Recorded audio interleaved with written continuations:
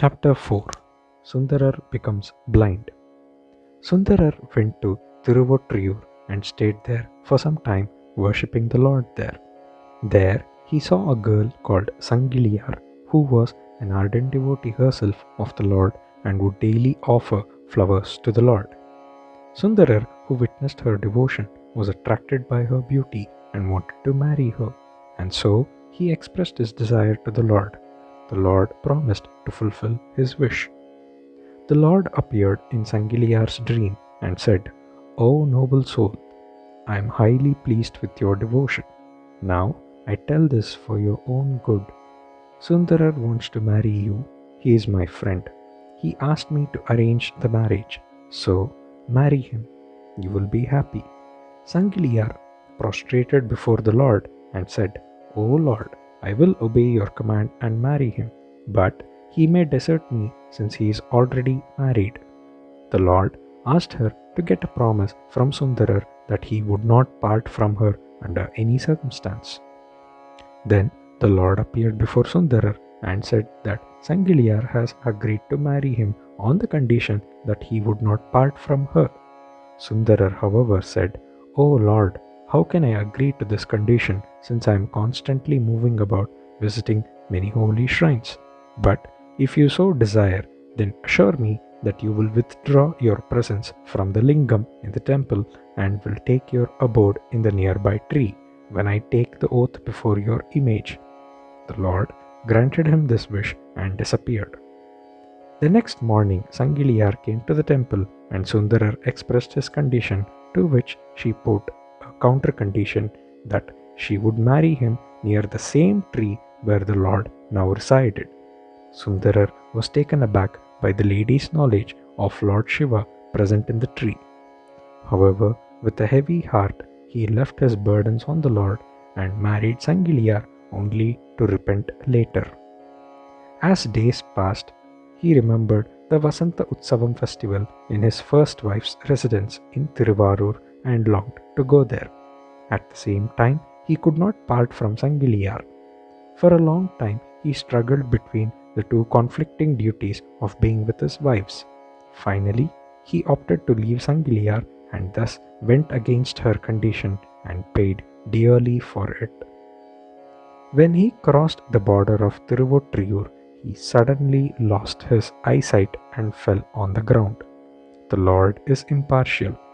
None can escape the operation of the law of divine justice. Sundarar slowly regained his consciousness. Immediately, he realized his fault and prayed to the Lord for forgiveness, asking for the grant of the eyesight.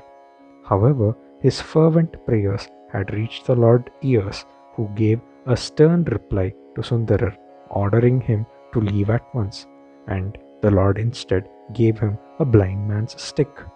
This attitude of indifference on the part of the Lord pained Sundarar and he pleaded for mercy.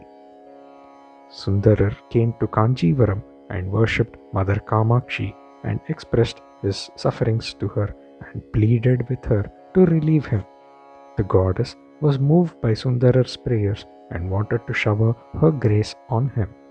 Lord Shiva understood this and finally relented and restored vision to Sundarar, who rolled on the ground in ecstasy, shedding profuse tears of love.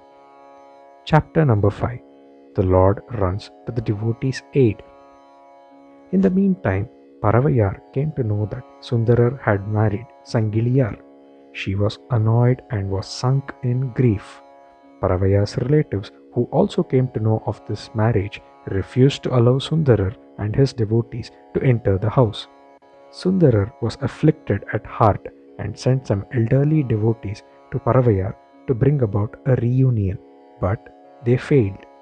At midnight, when all the devotees were asleep, Sundarar prayed to the Lord for his help in pacifying Paravayar. The Lord appeared before him and assured him of his help. The Lord disguised himself as Sundarar's messenger, a Brahmin priest, and went to Paravayar's house. The Brahmin pleaded Sundarar's cause and asked her to accept him back. She, however, refused, though she herself was grief-stricken at the separation from Sundarar. Her annoyance at his second marriage was so great. The Lord coolly returned to Sundarar, who was anxiously waiting his return. When the Lord informed Sundarar of all that had happened, Sundarar fell on the ground in grief. "If you do not help me, O Lord, I will give up my life," said Sundarar. The Lord, seeing Sundarar's pitiable condition, assured him of help and again set out to go to Paravayar's house. In the meantime, the devout Paravayar had understood that the Brahmin was none other than the Lord himself and was suffering from terrible anguish for not recognizing him. The Lord again went to her house, and this time he appeared before her in his real form. Paravayar at once prostrated before the Lord. She was touched by the Lord's love for his sincere devotees that he was ready to overlook even their shortcomings. Paravayar was touched by this gesture of the Lord and said, "O Lord, how kind you are! You have graced my hut and showered your grace on me as well. You have taken so much trouble this midnight for the sake of your friend Sundarar. How can I go against your wish? I will accept and obey your command." The Lord was immensely pleased with Paravayar for her sincerity and reunited the couple.